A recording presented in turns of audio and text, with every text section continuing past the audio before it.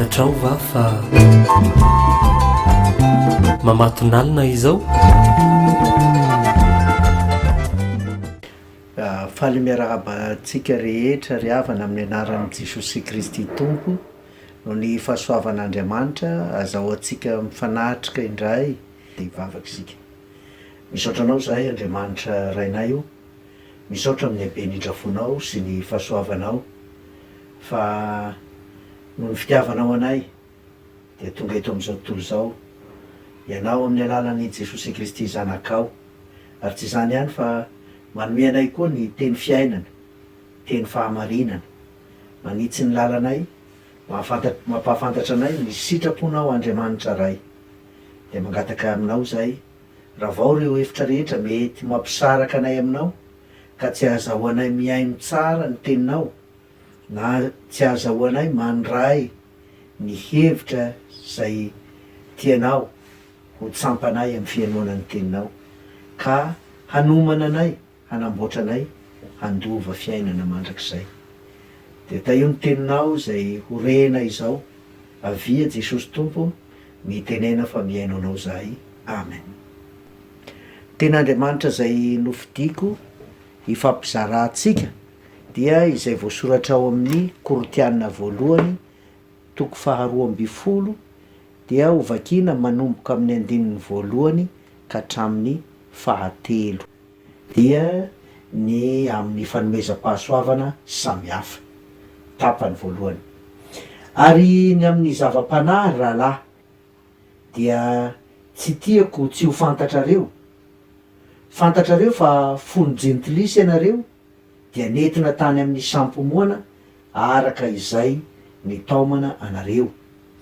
Koa mampahafantatra anareo aho fa tsy misy olona ampitenen'ny fanan'Andriamanitra ka manao hoe voaozona Jesosy, ary tsy misy mahay manaiky hoe Jesosy no tompo raha tsy amin'ny fanahy masina. Amen. Ray masina ao manamasinanay amin'ny fahamarinana, ny teninao ny fahamarinana. Amen. Ny foto-kevitra tiana ho lazaina ny amin'ny ity teny ity dia io tapany amin'ny 3 io dia ny hoe tsy misy mahay manaiky hoe Jesosy no tompo raha tsy amin'ny fanahy masina. Ity anjarantsika eto ity, indrindra ity 2:20 ity zany dia valiteny ataon'ny Paoly amin'ilay taratasy noraisiny voalaza ao amin'ny 7 ny 1:1 izay ilazany hoe ary ny amin'ny zavatra nosoratanareo dia tsara de mitohy eo lay teniny, ka izay anteriny kokoa ao amin'io 7 dia ny amin'ny fanomezam-pahasoavana sy ny tokony hitandremana izany. Inona moa izany? Izany de tsy hafa fa ny amin'ny zava-panahy zay azo lazaina hoe teny fanalahidy. Ao amin'ny 1 7 dia ataon'ny Paoly hoe fanomezam-pahasoavana izany. Ny amin'ny zava-panahy zany de fanomezam-pahasoavana, tsy dia mitovy amin'izay heverin'ny olona ho zava-dehibe araka ny efa hita teo amin'ny 7 izay lazain'ny Paoly.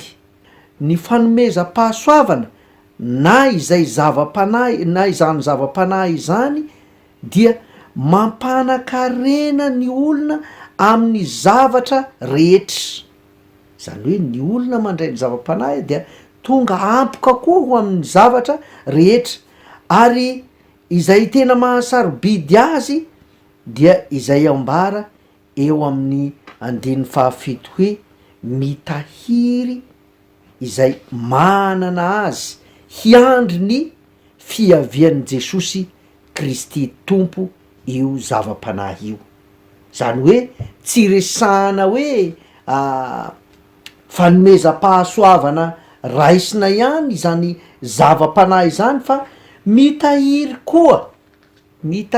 koa ny olona izay manana azy hahandry ny fiavian'ny tompo.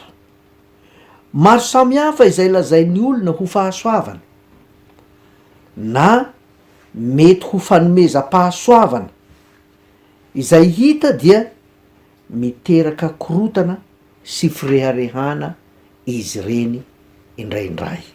Zay ny zavatra hita rehefa na manana fanomezam-pahasoavana ny olona, satria ndraindray de ampirehetin'ny ampirehetin'ny nofo na ny devoly na izao tontolo zao izany to fiavahana amin'ny maro zany, ka lasa mitondra fiavonavonana sy fireharehana ary de mitondra fikorotanana na eo amin'ny fiarahamonina na eo amin'ny fiangonana. Ka ananaran'ny Paoly mafy ny kristianina tao amin'ny Korinto izany, satria maro ny kristianina zay toa nahazo izany tao amin'ny fiangonana. Tsy dia manamarina na mandiso ireny Paoly fa mananatra ny kristianina kosa fa misy antony mazava ny anomezan'Andriamanitra izany. Fa raha tsy izany dia tsy ho tonga zava-panahy mahasoa hitarika ho amin'ny fiainana mandrakizay izany fanomezam-pahasoavana izany, fa tonga raharahan'ny nofo ka hieverana izay manana izany fanomezam-pahasoavana izany, manana azy na ny tsy manana azy koa ho avy amin'izay ataony na ny nataony no nandraisany izany zavatra izany. Ka misy ireo mieritreritra hoe traikefa ara-panahy na traikefa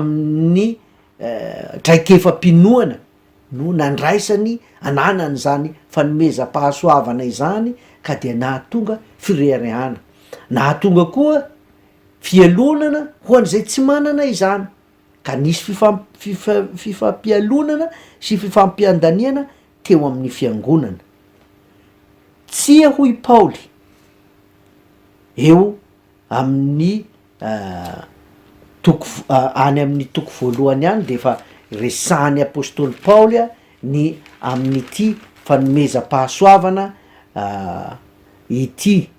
Hita izany ilazany amin'ny andiny fahaenina fa hoy izy hoe araka ny niorenany filazany Kristy teo aminareo, ka dia tsy latsaka amin'ny fanomezam-pahasoavana ianareo miandry ny fisehoany Jesosy Kristy tompontsika izay ampiorina anareo koa hatramin'ny farany, ka dia tsy hanatsiny ianareo amin'ny andron'i Jesosy Kristy tompontsika. Ny dikany dia izao, araka nefa nilazaina tary aloha, mitarika fiorenana sy faharetana ho eo amin'ny mino io fanomezam-pahasoavana io, fa tsy mampisaraka azy amin'Andriamanitra, fa araka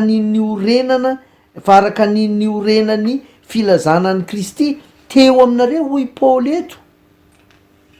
Izany filazana any Kristy izany dia ny amin'ny ampiharihariana indrindra ny amin'ny fanamarinana sy ny fanamasinana ny mpanota noho ny fahafatesana sy ny fitsanganany Jesosy Kristy tamin'ny maty.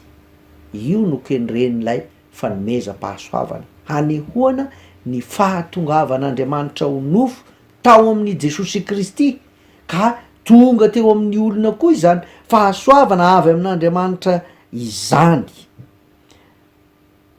ka nanomezany ny fanahy masina ho an'ny nofo rehetra. Men'Andriamanitra ny fanahy masina ny nofo rehetra, ka ny tena zava-panahy izany hoy Paoly dia izay nomena ny olona tao amin'ny famonjena vitan'i Jesosy Kristy, fa tsy misy hafa, ary io no asa ataon'ny fanahy masina amin'ireo fanomezam-pahasoavana samy hafa ireo.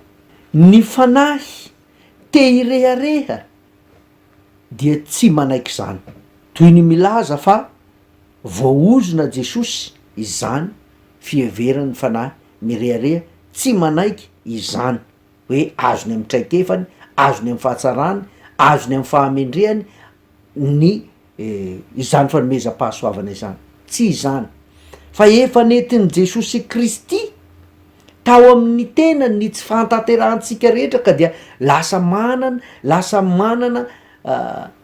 fiombonana amin'Andriamanitra ray amin'ny alalan'ny fanahy masina isika noho ny fankanon Jesosy ny fahotantsika izany zavatra izany, ka dia tahaka ny mihevitra ny fanoloran'ny tenan'i Jesosy ho fanaronana ny fahotantsika, ho fanakonana na fandevonana ny fahotantsika ny fiheverany tena ho manana fanomezam-pahasoavana tsy araka izay vitan'i Jesosy ho azy.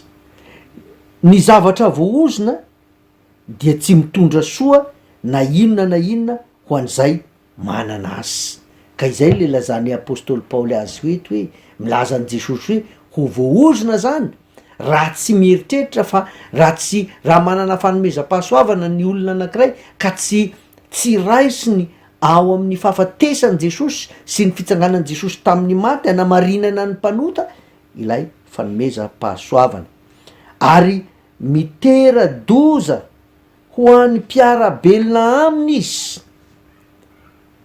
Tsarovy i Jona, raha ny tantaran'ny Jona no resana fa voatery nalatsaka tao an-dranomasina izy na de irak'Andriamanitra azy, fa nieritreritra izany irak'Andriamanitra izany ho amin'ny fahamendrehan'ny tenany ihany izy, ka nieritreritra fa manao diso mandrakariva Andriamanitra satria raha handeha izy ka hitoroteny any Ninive ka hibebaka ny olona ao de hamindra fo amin'ny olona ao Andriamanitra ka de ho lazain'ny olona hoe mandainga izy, hoe mpaminany mandainga, iraka mandainga, ka dia naleony izy nandositra izany, fa raha izay fiheverana ny amin'ny traikefany no asongadiny fa tsy izay anran'Andriamanitra azy dia voatery nalatsaka tany an-dranomasina izy. Tsy dia tahaka ny kristianina tamin'izany andro izany isika izao, ireo dia mbola notezaina, vitsy ny zavatra fantany, tsy nisy mety ho tanisaitsika hoe fahadisoana goavana satria tsy mbola nahalalany amin'i Jesosy izy ireo, kanefa dia Andriamanitra nalahelo azy ka namonjy azy amin'ny alalan' izay fiheverany ho fibebahana ka ahatonga fihavanana aminy sy Andriamanitra indray. Raha misy zanakazo anankiray ambolena ka avy tao anaty alokaloka ny nakana azy de mety mbola malemy ny tahony, tsy mahazaka ny tenany izy, fa mba azahoany mijoro tsara dia tohanana izy, ary rehefa mahazo masoandro elaela izy dia mahajoro tsara, mahazo ny hazavana. Amin'izao efa tena fiainana amin'ny maha-kristianina antsika izao, eny efa tonga kolotsaina eo amin'ny fiainan'ny fiarahamonina aza ny fiainana maha-kristianina. Raha manao tafoka masina ny fiangonana dia mahita fa misy tanàna dia efa tena kristianina hatramin'izay, efa 100 taona ny ainana izany fiainana kristianina izany, ary loza ho an'ny fiarahamonina raha misy fahorenana na fahafatesany havana ka tsy midi-piangonana na anaovana fandevenana ara-piangonana ny havana, na de tsy nahalala, na de tsy midi-piangonana akory azy, na de tsy miaina amin'ny fiainana maha-kristianina akory azy, de atao ny fombafomba ety ivelany, fa hiverina fa ho fahafahambaraka mihitsy zany, ka de miezaka mandoadidy amin'ny fiangonana ny fiarahamonina na de tsy manao, na de tsy tena miorona amin'ny maha-kristianina azy aza, na de tsy tena kristianina araka ny ara-panahy azy. Tsy dia toy ny fanomeza-pahasoavana fa iny intsony no mety hitaizan'andriamanitra ny kristianina am'izao. Taloha zany a raha miresaka fotsiny ny fiainan'ny kristianina raha asika eto Madagasikara, fa misy dikany na ny fameloman-dakilosy amin'ny fahafatesana azy, misy dikany. Raha olona tsy mpandray ny fanasan'ny tompo de tsy velona ny lakilosy. Misy dikany ny lakilosy eo amin'ny fidirany razana alevina ao am-piangonana, fa tsy velona io lakilosy io raha toa ka olona efa potraka na efa naharitra tsy nandray ny fanasan'ny tompo, ilay manatona raha entina hanaovana raha-pandevenana, fa mety ho vitaina any atokantrano na any am-pasana ihany na raha-pandevenana. Fa tsy mba tahaka izany no hitaizan'andriamanitra ny kristianina am'izao andro ny samy famondram-po izao. Fa malalaka daholy ka na de olona tsy fantatra tsony zay maha-kristianina azy aza dia anaovana izany raha izany, de takotakonan'ny fiarahamonina eo amin'izay milasa maha-kolotsaina ilay maha-kristianina, fa tsy ilay fiainam-panahy handovana fiainana mandrakizay. Samy diso anefa izany hoy ny apôstôly Paoly ny amin'ny fanomezam-pahasoavana, izany hoe ny fanomezam-pahasoavana zay mikendry fiainana mandrakizay. Samy manana ny azy, fa ny tsirairay dia mila mamantatra izany araka izay voalaza tary aloha, fa izay maha izy azy ny zava-panahy dia izy mampahafantatra ny olona ny sitrapon'Andriamanitra. Izy mampahafantatra ny olona ny sitrapon'Andriamanitra sady mitahiry azy ho amin'ny fiainana mandrakizay dia ny famonjena nataon'i Jesosy Kristy ho an'ny mpanota, ka tsy ny fombafomba na ny endrika ety ivelany izany. Fa ahoana moa? Misy hira anankiray izay ataotsika dia ny hira amin'ny FFPM ny fahaenina amin'ny fitopolo sy dimanjato amin'ny andininy faharoa ao indrindraindrindra. Indraindray ny fahasoavana amin'ny ambaran'ny hira io zany, indraindray ny fahasoavana dia manakona entin'ny olona anakonana ny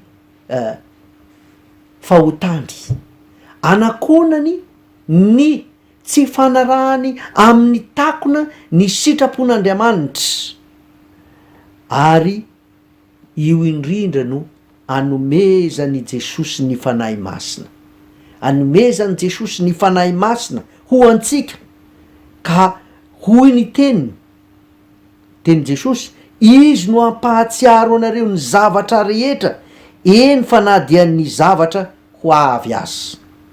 Ahoana moa ny ambarany ny amin'izany?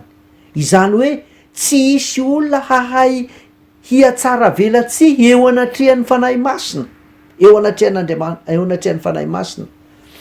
Tsy ny amin'ny fahasoavan'Andriamanitra sy ny fitiavan'Andriamanitra antsika ao am' Jesosy Kristy ihany ka hanomezany lanitra sy ny fiainana mandrakizay ho an'ny mpanota manatona azy ihany no lazainy am'izany, fa na ny amin'ny tsy fahatserovatena antsika koa hoe mpanota isika, ny tsy fahatserovatena antsika koa fa miaina ao anatin'ny ota sy ny tsy sitrapon'Andriamanitra isika, ka anambaraniny amin'ny zavatra ho avy, fa na de tokony hisokatra midanadana ho antsika aza ny lanitra sy ny fiainana mandrakizay, dia hikatona ho an'ny mpanarona ny fahotany izany, ka hampibebaka, hampiatoraka amin' Jesosy mba ho dioviny sy ho sasany. Ka lazainy Paoly ary amin'ny izao anjaratsika izao, fa lazainy amin'ity anjaratsika ity, fa mampahafantatra anareo aho hoy izy, fa tsy misy olona ampiteneny ny fanahy masina ka manao hoe voaozona Jesosy, ary tsy misy mahay manaiky any Jesosy ho tompo raha tsy amin'ny fanahy masina. Ny tompo de lehibe, manapaka ny fiainana, ary ny hoe voaozona Jesosy araka nefa nolazaintsika tary aloha dia ny tsy fanekena ny fahasoavana entiny amin'ny alalany namonjeny antsika tamin'ny fahafatesany sy ny fitsanganany indray. Ry havana, miantso anao ny fanahy masina, mampafantatra atsika ny sitrapon'Andriamanitra, mampibebaka atsika aza manosom-botanana izany. Izy mampahatsiaro atsika ny fahotantsika isan'andro, isa-tsegondra, isaky ny vao anoto ianao dia ao ny fanahy masina. Fa ny tsy fiainoana io fanahy masina io no mampanjaka ny kolikoly, ny adilahy, ny fifandrafiana samihafa eto amin'ity firenentsika ity, mampanjaka ny tsy fahamarinana ka mieveriny izay mahay mandainga fa milaza ny sitrapon'Andriamanitra izy amin'ny anaronany ny fahotany, anaronany ny mampanompon'Andriamanitra azy eo amin'ny sehatra ara-panjakana, ara-piarahamonina, ka dia tako ny vola, tako ny voninahitra, tako ny zavatra samihafa ilay namonjen'i Jesosy azy ka nanasiany Jesosy mariky ny azo fijaliana eo amin'ny andriny sy eo amin'ny tratrany fa zanak'Andriamanitra izy. Fanahy masina ny ampahatsapatsika fa sarobidy aminy isika, sarobidy amin'ny Jesosy isika. Ny fanahy masina ny ampahatsampa anao fa lehibe izay nataony taminao. Ho an'Andriamanitra rerany ny voninahitra izay aza hatramin'ny taloha indrindra ho azy mandrakizay. Amen. Mbola hivavaka isika. Ry Jesosy Tompo, misaotra anao zahay no ny teninao. Ry fanahy masina mangataka aminao zahay mba hiasanao tokoa ao anatin'izay ny haino sy mihaino ny teninao. Andriamanitra raha eo mamindrafo aminay, aza mahafoina mahasaraka anay. Amen.